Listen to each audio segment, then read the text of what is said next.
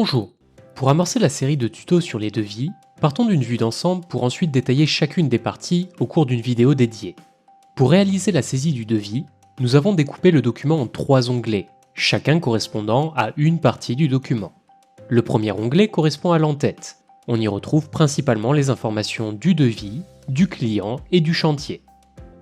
Le second onglet correspond au corps du document, c'est autrement dit le tableau des prestations. Le dernier onglet, comme son nom l'indique, correspond au pied du document. On y retrouve principalement le bloc des totaux et les conditions de règlement. Remarquez que 2 onglets supplémentaires sont présents, mais retenez que les informations contenues n'apparaîtront pas sur le document. Il s'agit d'informations consultables en interne par l'entreprise. La synthèse tout d'abord reprend toute la liste des éléments qui composent les ouvrages. J'y retrouve donc principalement les coûts en fourniture et en main-d'œuvre nécessaires à la réalisation du chantier. Cela vous donne un prévisionnel du déboursé sec ainsi que de la marge potentielle.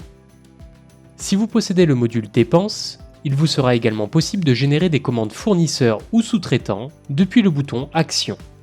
La Projet Box est un espace de stockage en ligne et intégré au logiciel.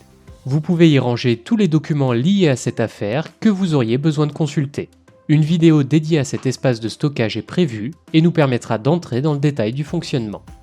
Une fois le devis saisi, vous pouvez en générer le PDF et l'envoyer à votre client. Il vous sera possible d'utiliser différents modèles proposés au démarrage, permettant de modifier la mise en forme et la disposition des informations sur le document.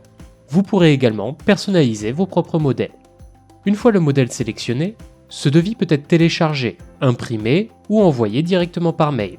Des logiciels partenaires pourront sinon être interconnectés avec la solution pour rendre possible la signature électronique. Ce premier tuto a vocation à donner une vue d'ensemble des différentes parties qui composent le devis. Nous vous suggérons désormais de consulter les autres vidéos de cette série pour plus d'informations sur chacune des sections.